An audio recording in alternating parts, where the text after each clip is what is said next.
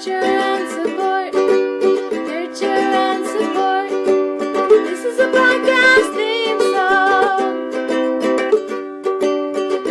And it's really short. Nurture and support begins in 3, 2, 1. Hello again, everybody, and welcome back to Nurture and Support, a recommendation podcast. I'm Kelly Toole at KELLYTHUL on Twitter. And with me, as always, advancing the Amazon Prime Directive, got it right that time, is Mel. Hi, everybody. I'm Mel at Karmic9 on Twitter. And I wish the Prime Directive, they should show up at my door and give me a job. I think you have put in the time. I had a opportunity to visit.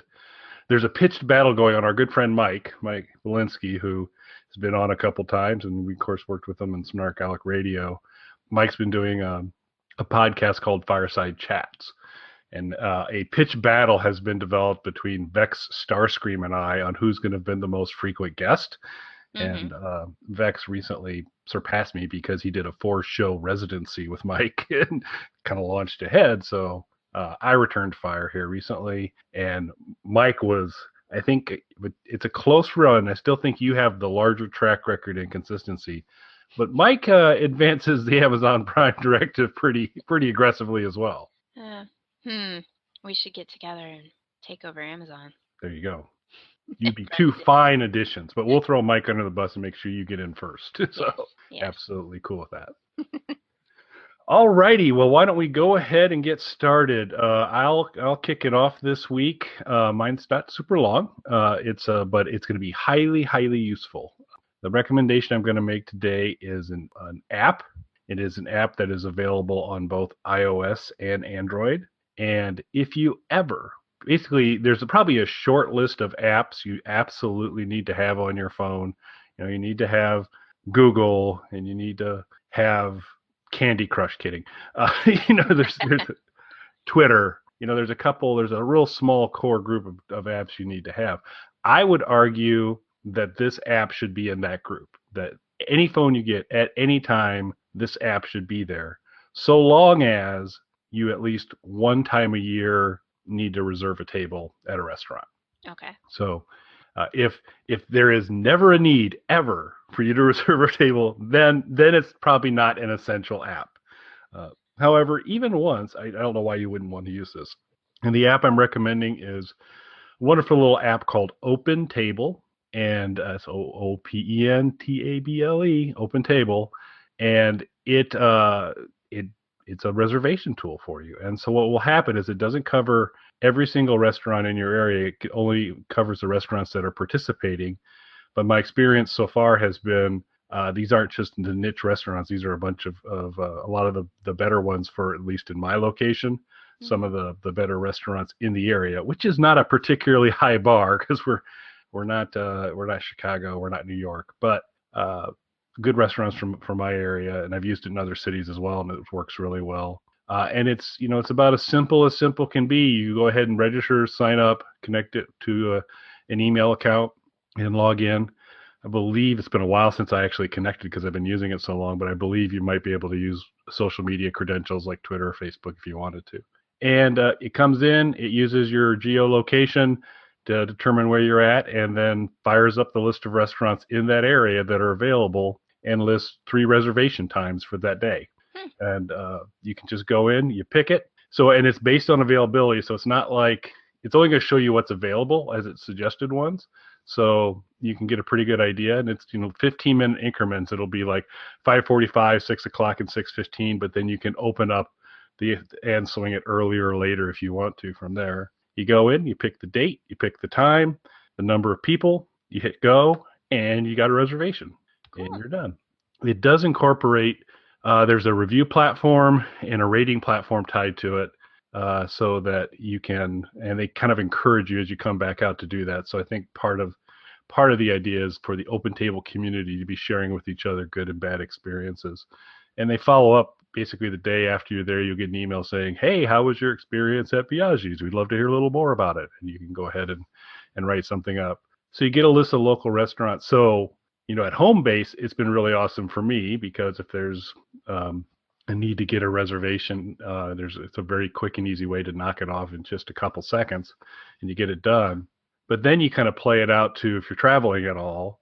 You're in Chicago, you're in Las Vegas, you're in New York, you're in Dallas, wherever. It'll come up. You'll get kind of a list of restaurants. They're going to have a star rating. They're going to have reviews you can kind of look at a little bit. Yelp's probably, well, Yelp is definitely still deeper in terms of that, but you can get kind of a sense of it. And you can do it, based kind of what's closest to me as well. Mm-hmm. So it's super easy. You do not have to interact with human beings. You get it done. Yeah, it's just, I figured this would be a big sell for you, Mel. It's like you totally take humans out of the equation until you have to come up and talk to the person at the restaurant to give them your name to get your table. But that's the first time you have to talk to a human. So. The apps, that should be in the next update, that they just automatically, check me in when I walk in. Just wave your phone. That's right. And It's like, me. oh, it's me. Point at my table. Yeah, don't say a word. Point to my table. Well, we can submit that as an enhancement request too. Absolutely. But I have had zero issues with it ever in terms of every single reservation that I've made. Never a question at all. And then even on what could be kind of busy nights to get a reservation, it's pretty accurate in terms of if there's like a college graduation going on or college graduation going on in the town, and a lot of the local restaurants will be full. You get a pretty good gauge on when they got some availability. And about the only limitation I'd say is that if you have a particularly large group, you got 10, 12, 14 people, I believe it only goes up to 8. Mm-hmm. So reservations from 1 to 8 you can do in it. If you got a bigger party than that, I think you're probably stuck talking to a human being. But I would book it for the 8 and then maybe call and tell a human being, oh, oops, I got 14. I got a couple more. Yeah. Or have somebody else in your party of 8 call them and yes. do that. There you go. Send them an email. Yeah. I just found it such a clean, easy, simple way to do it. It had a lot of good restaurants in it. Particularly if you're in a place you're not as familiar, it might be a nice, quick way to do it. No hassle, fast, easy, accurate, does the job. So my recommendation this week is you should add OpenTable to your list of apps if you don't have it already. Cool. It sounds like that might also be a good way for people to check out restaurants that are in their area they may not be familiar with. Because I know we get new ones. I live by a small town that's getting very known for all of its restaurants that they're putting in. And that's basically our claim to fame out there now. People drive forever to come out here and eat. And there are so many new ones going in. I don't even know what they are. And the area is so crowded, you almost can't pay me to drive down the street where all the restaurants are, because they put in a roundabout. And I don't like roundabouts. I mean, come on, they're pointless. I was on a roundabout yesterday, and I did not enjoy it at all. No one enjoys a roundabout. They're not cute. They're not pretty. They're not useful. Don't do it, people. But my town has put in a roundabout to surround it with restaurants. So people talk about something that they've been to over there, and I'm like, I don't even know, because if I'm driving, forget it. We're not going over there. But this sounds like a good way to find out for people like me who are oblivious to what's actually in their own area, to find out maybe about some restaurants they weren't familiar with.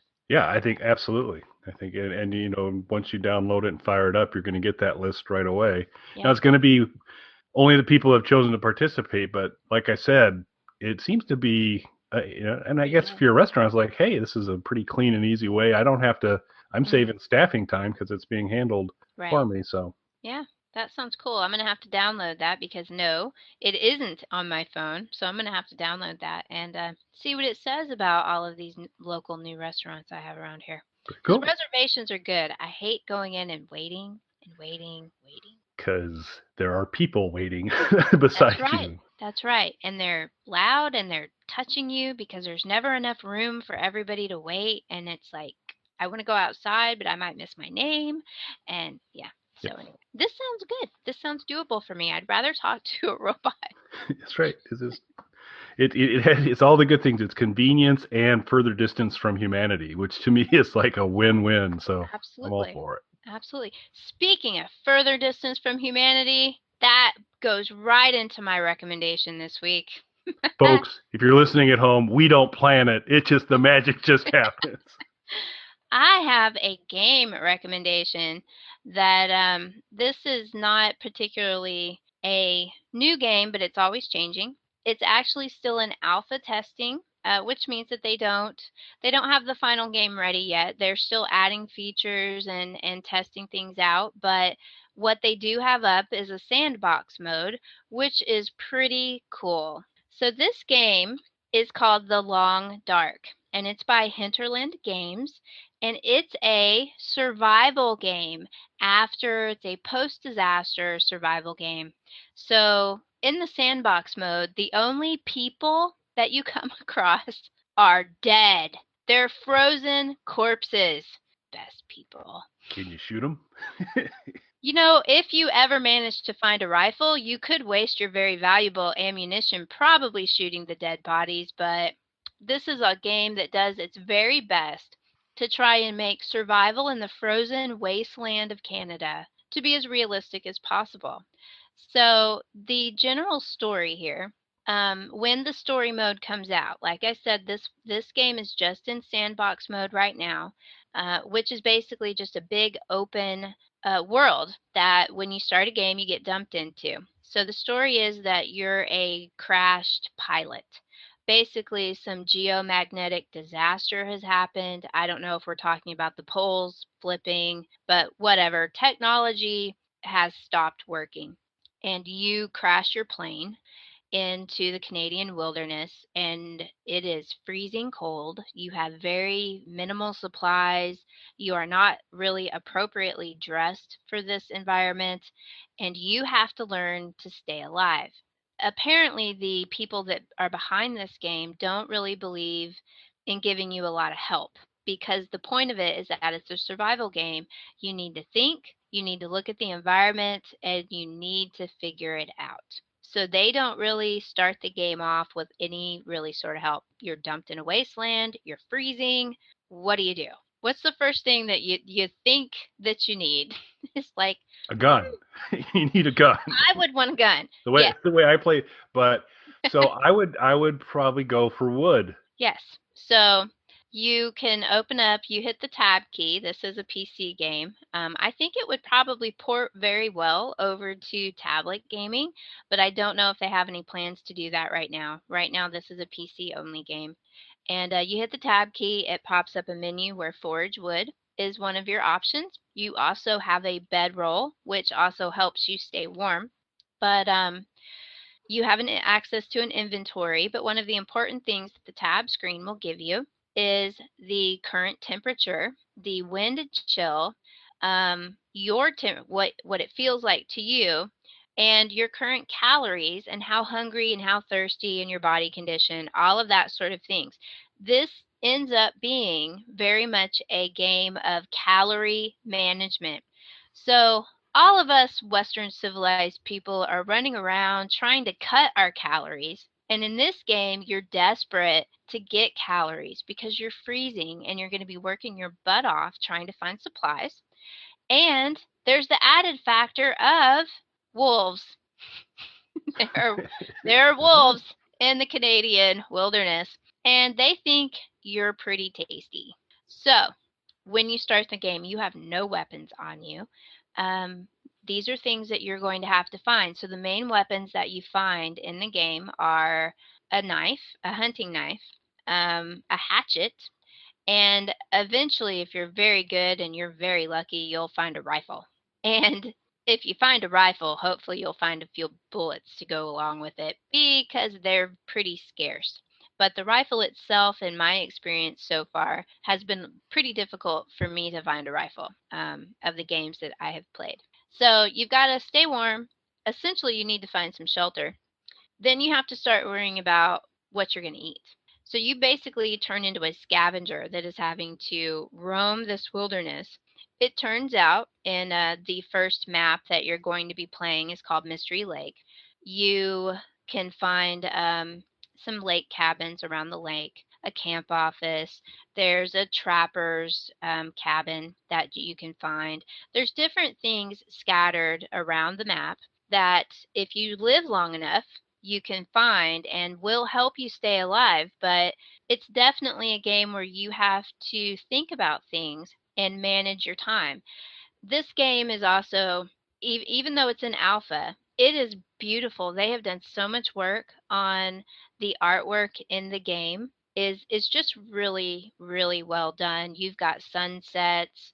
Um, One thing you really need to be terrified of is being outside a shelter when a blizzard hits, because you will freeze very quickly.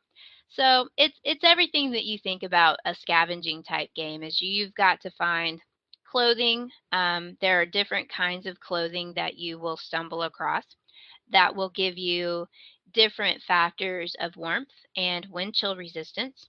And one of the big things that a lot of games leave out, um, you've got to repair your clothing. You've got to repair your tools.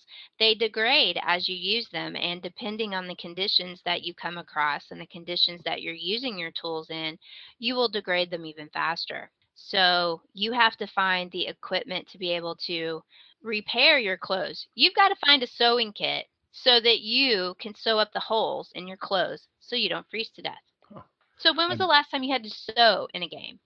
Uh, never, Never. never that. Of course, again, my technique doesn't lend itself to the need for sewing, and I'm so glad when you started to say, and it had something no other game has had, that you have to, and then you started with an R word, and I was like, you're not going to say relieve yourself, are you? I was like, oh, I don't have to plan that, do I? though though, I have thought sometimes when I'm playing this game that a bath would probably be really beneficial at this point. When you do inevitably get hurt, infection Yeah.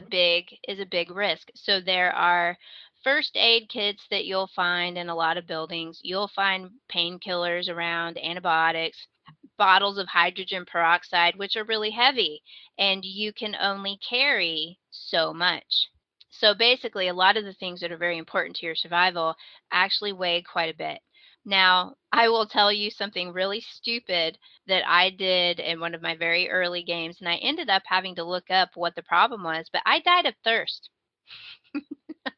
I couldn't figure out how I was supposed to get water. And you will find all sorts of orange soda and grape soda and things like that. But I hadn't found any of that yet. And I died of thirst wandering around lost in the wilderness. You're surrounded by snow. You would think, how could you possibly die of thirst when you're surrounded by snow? Well, you actually have to melt the water over a campfire. It's in one of the menus that when you click on fire, Huh. like I said, they don't give you really any help. They don't baby you. They don't tell you all of this different stuff that you have to do. So once you successfully make a fire, if you click on the fire, you get this menu that pops up that lets you add fuel to the fire if you have enough wood or books to burn or newsprint or something to burn. And you can cook your food over the fire if you happen to find a can of pork and beans, which are very prevalent. And then the last tab is you can melt water. Now, if you melt water and you don't boil it first, though, you run the risk of making yourself ill. So you've got to boil the water too. So there's a lot of cool stuff to find in this game. It's very sort of micromanaging while in a exploration type wasteland, and it's very easy to get lost in this world.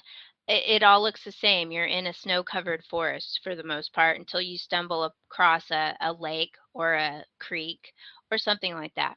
So it's very, very easy to get lost. And one of the things that I understand why they don't have it, I am hoping at some point they do add some sort of in-game map that will give you some idea of where you've been, but I don't know that they will. I kind of suspect that they don't want to do that because they want people to be confused. So this is the type of game you might need to keep a piece of paper handy and draw yourself a little notebook paper map as you go along so that you don't get completely and absolutely lost. But there are a lot a lot of helpful guides that people have put up online, but I really suggest that you jump into this game as it was intended without having a clue really of what to do. I've given you a few tips that would help you not die maybe on the first night. I will admit that I died 3 times in a row. And one other interesting thing, the dreaded word permadeath. When you die in this game, there is no going back and loading a save game. You only get one game at a time, and when you sleep or you enter a building, it will automatically save your game. And then if you leave the game and you come back and in the game menu you load your previous game, it will start up from the very last save, but it only saves and it saves automatically when you sleep and when you enter a building, and that's all you have. If you die, that save game gets deleted. So there's always these ways to game those types of games that do that sort of thing. But So yeah. can't. So could you? So I expect I'd be dying quickly, fairly often. So early on, let's say I'm doing it, I managed to get through the first night, and I realize, oh crap, I'm looking at all my figures in here, and I go, it's not long for me. Yeah. Could I basically, if I knew if I was getting like really close, could I just bail out of the game then and go back to my last, as long as I'd made it through to? As long as you haven't died, yes. And that is something that I have done sometimes. And within the game, you can load your last save from within the game. You hit the escape key, it pops up the game menu. You can load without having to actually quit the game. Oh, there So you you go. can just reload. Now, I have done that because basically I got bored. I got stuck in an ice fishing hut. You can ice fish in this game, y'all, Oh, there you go. as Woohoo. long as you craft the supplies necessary to do so, but the fish are very filling. Um, anyway, I got stuck in an ice fishing hut. I wasn't really in any risk of dying. I had wood. I was just bored, and there was a blizzard, and I'd gotten lost before when I had left and ended up getting turned around and going the wrong direction away from my base camp. And so I didn't want to mess with that. So I reloaded, and sometimes when you load, you will get a different weather scenario. Oh. So when I loaded again, there wasn't a blizzard, and I was like, cool. I'm tired of blizzards. So then I got to leave and go cook my fish at my little camp and eat and be happy. So, you also, like I said, you can find a rifle so you can shoot deer, but it's not as easy. I finally found a rifle, and it shooting was not as easy as I thought it would be. But I'm not coordinated. It's a complicated thing of left and right mouse buttons, and controlling both of those at the same time apparently was a problem for me, and I didn't want to waste bullets, so I stopped playing around with it. But you can shoot deer to hunt. You obviously could use it to shoot wolves, though when a wolf is attacking you, you will auto equip your best hand to hand weapon, which should be the hunting knife if you have one, a hatchet if you don't, and you happen to have a hatchet. If you've been attacked by a wolf and you don't have any of those, like I have, you're dead. So, there are also bears, though I have not been attacked by a bear yet. The bears are not nearly as aggressive as the wolves. So, there are also little rabbits. If you have the equipment to make a snare, you can snare rabbits and then use the little rabbit pelts to make some gloves, which will keep you warm. So there's a lot of crafting going on. It's a lot of wandering around a map, exploring things, and scattered around. I haven't quite figured out the spawn rate on them if you only get one per map, but there are several prepper bunkers to be found, some of them with very special goodies in them. So it's very much a case of encouraging exploring all over the place. But be careful because you can fall down a cliff and die from blood loss. Or you can sprain an ankle, or you can break a leg. You can definitely hurt yourself in this game and then have to try and live with the consequences, which are not as fun as you would think. There's also a little bit of herbology thrown in. There are some plants that you can harvest to help you heal and get better. But a Any little plans to just kind of mellow you out? no, but I did find a box of herbal tea, and I tried it, and I really, didn't feel that my character felt any better. So anyway, but it was a nice warm drink. So anyway, Yeah. So you reminded me. So what my first computer gaming system, I guess, I don't know what you really want to call it, but I had a Commodore Amiga, and there were some amazingly fun games to play on the Amiga. There was one company called Cinemaware that put out a lot of types of things. So they did a Plan 9 from outer space that I could never get to load and work, but they had like a Rocketeer one, and they also did some TV sports, baseball, and basketball. It was just all really good stuff. But there was a World War II pilot game called Wings that I just played the crap out of. And the reason I was reminded of it as you talked about it, they didn't have the nice menu option for me to come up if things weren't going well to reload from last save.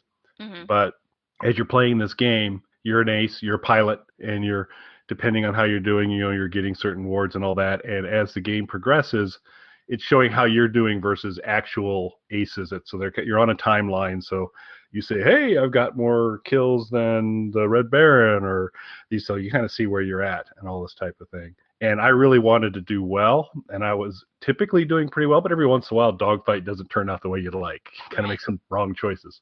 What I did find out, though, is if I simply powered down the computer at that point in time, you didn't have a shutdown process for the Amiga. The shutdown process for Amiga was, it's off, and you were good.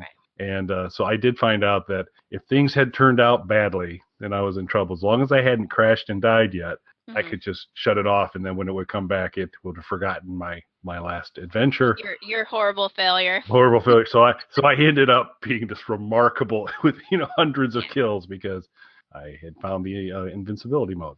Right. And there are ways to get around all of those things in games. This one is the same. If you want to go in and save all of the files to get your save game and then have to reload them after you die, you can go to that much trouble.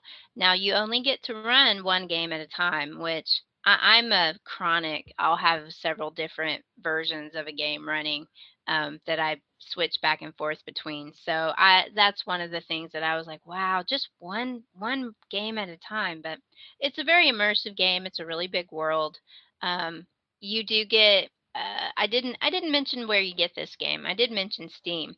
Let me just say real quick where I came across this game. Now, I had known about the Kickstarter campaign that they did a long time ago. One of the voice actors in the game is Jennifer Hale, who, if you don't know who she is, Google her. She's like won the Guinness Award for voicing the most female characters in video games. She's in all of my favorite games. I love her. She is the voice of the female character in this game as well. So, anyway, I've followed her talking about this game and whatnot over the course of this time, and I had sort of forgotten about it until it came up on a Humble Bundle sale. Or actually, it wasn't a Humble Bundle, but if you go to humblebundle.com, they have a tab that is their PC game store, and all of the games that you buy go to help fund some of the charities that they give money to. So they had a big sale, and they had The Long Dark for $9.99. Now on Steam, this game is listed right now at $19.99. Now, what I mentioned, this was in alpha phase. If you buy the game now, when it finally finishes and comes out with the final story mode of the game, you get the whole game for the price that you pay right now. I checked Humble Bundle before we recorded this, and right now that sale is over, but the game is still listed at $13.99. So it's a great deal. You're still downloading it through Steam. They give you a code for you to redeem on Steam. So it's an early access game. You buy it now, you get every version, every update they put out until the final version. So it's really a pretty good deal. And I've gotten way more than my $9.99 of enjoyment out of it. So I think that $13.99 on Humble Bundle is a really good deal. But it's not bad at the $20 price point either. It's a little much for a not finished game, I suppose, but $13.99 I think is perfectly doable, and you're giving money to some charity through Humble Bundle, so I think that's a great deal, and you should check it out. But The Long Dark is a great survival game. I'm always taking screenshots in there because, like I mentioned, the artwork is really pretty, especially with all the weather effects that go on and the sunsets and all of the cool things that go on. And it's really got a pretty good AI that they're always tweaking for the wolf behavior and the deer behavior and things like that. So they are actively working really hard on this game, and the sandbox mode is pretty enjoyable at this point. So I really am looking very much forward to the final version of the game coming out, which I hope it comes out this year, but I haven't seen anything concrete about when the plans are. So The Long Dark by Hinterland Games. You can find out more on their website, intothelongdark.com. There's a pre-order button there, but like I said, right now, as of the time we're recording this, it's $13.99 on Humble Bundle, and that's a great deal. I think you should check it out. Absolutely. I have spent a lot more for games I would enjoy a lot less than this. So I have as well. I've spent $70 on a game I didn't get play as much as I have played this one. And because this one's also on Steam, if you're a Steam game player, there's always most of the games up there put achievements up there, and they start small. You get an achievement for surviving 1 day. And you get one for surviving 3 days and for 5 days. I made it up to 30 days. Actually, I think I made it to 32, but there wasn't an achievement for that. And then I fell down a ravine and died. ooh, Yeah, that hurt. That hurt bad. It was my own stupidity, though. I was like, there has to be a way down here. Oops. look, whoops, down you go. Yep. Yeah. So, anyway, but Very cool.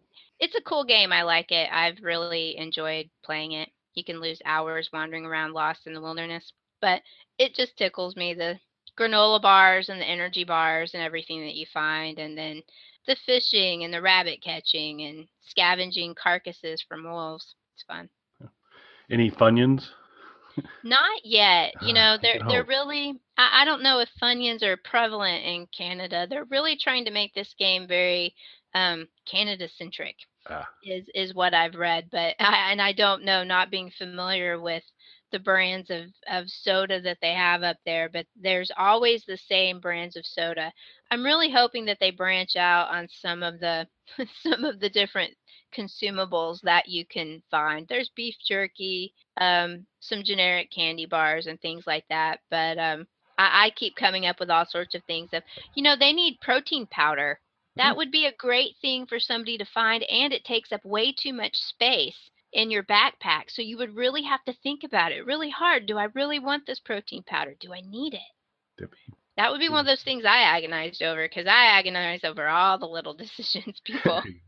Well, I'm fairly certain Funyuns is an international craze, and so I'm sure there's could Yeah. be Canadian. Maybe it's maple flavored Funyuns. I don't know, but Yeah, so it's a fun game. Lots of cool things to find. I keep coming up with other things that I wish they had in there, but I'm sure they'll probably add a few more of those consumable type things before the game is finalized. But is it's there a a pretty is there a feedback mechanism for you to as a Oh kind yeah. of a Yeah, I'm sure that there is. I've had this game for, I don't know, not even quite 2 weeks, and I've pretty much maxed out my elite status on Raptor. So anyway, it's fun. I really like it, so I'll have to look into some of that, but the game's been playable since September, so there's a lot of people that have beat me to all of those things. Funyuns? I bet you nobody's pitched Funyuns yet. You could be I'll have to throw it in there, a recommendation from Kelly Toole. You really need to add Funyuns to this game, just here and there, special prizes. because sometimes you just need a Funyun. That's right. Yep. So excellent. Well, so we'll go into social media recommendations, and if I'm not mistaken, for this week, that'll just be a Kelly recommendation. Is that right? That's correct. Mel has not been participating much in social media lately. I'm sorry, folks. You need to participate and post some of your screenshots from Yeah, Into the Dark, because that would be. I'd like to see some of those. yeah, I will. Be cool. Well, my recommendation recently, and if you listen to Bring Out Your Geek, and if you don't, you should. It's a show that Gene's hosts, our good friend Gene's hosts, and Mel's on it. I'm on it. Bronwyn's on it. All sorts of different things, movies. Talk about movies. Gene's and I talk about the Walking Dead comic. It's a lot lighter on Alice Cooper talk than Nurture and Support. Like the voice, shockingly enough. But Gene's and I had a chance to go to C2E2 together. We met up there, and we sat in and saw the premiere of Wayward Pines. And it was pretty good. And M. Night Shyamalan and Matt Dillon were there to kind of talk about it afterwards, and it was pretty cool. And they were like, you can have your phone out and you can engage in social media, but if we catch you doing anything pointing your phone up at the screens, we will be escorting you out aggressively. Wow. And we're like, okay. So I did tweet during it, but only tweeted, no pics. And the Twitter account for Wayward Pines was very interactive through that process. So it was kind of fun. And so I think it looks like a good show. Might be a recommendation down the road. I probably want to watch a few episodes before I kind of really sell it. But I will recommend the Twitter account because they're pretty cool. And if you do start to watch Wayward Pines, it's a definite must do. Twitter verified Wayward Pines account is Wayward Pines Fox. So WAYWARDPINESFOX. Wayward Pines Fox. And I would recommend following them. And they said they've been pretty funny so far when I've seen them cooking on Twitter. So it looks like a good show. Yeah, I follow that account, and I saw where I think they're tweaking the story a little bit. I read the book that this show is based on, and I think I could tell from the Twitter account some things that they had posted that they tweaked the story just a little bit to make it a little bit different from the book. Probably a little more all-encompassing because, anyway, I really enjoyed the book, and I look forward to the series. I'm going to check it out. So. And they have promised to do what Under the Dome said they were going to do, which was be one season and done. This is a 10 episode movie, basically. Cool. And it's going to be that book. And now there are other books, I guess. There are two more books in that series.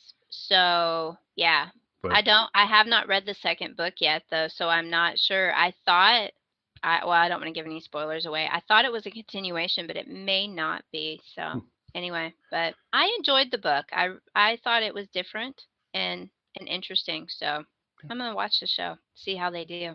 Cool. So I'd recommend you follow Wayward Pines Fox, and may or may not be recommending Wayward Pines in a future episode, or Mel may be recommending the book. We'll just have to see. It's the mystery of nurture and support. Yep. But at this point, I think we'll turn it over to our good friend Matt, who will tell you all the different ways you connect with us, including due to some very crafty leading questions on mine on our recent show. He'll also be filling you in on how you can listen to Nurture and Support on YouTube. So, yes, another week, and thanks for listening, everybody. Yep, we'll be back next week with more. Thanks. You can contact us on our website, nurtureandsupport.net, or email us at nurtandsupp@gmail.com. That's NURTANDSUPP@gmail.com, or tweet us at nurtandsupp on Twitter. You can also catch Nurture and Support on YouTube. Just search Nurture and Support or Kelly Toole. Nurturing and supporting Terminated.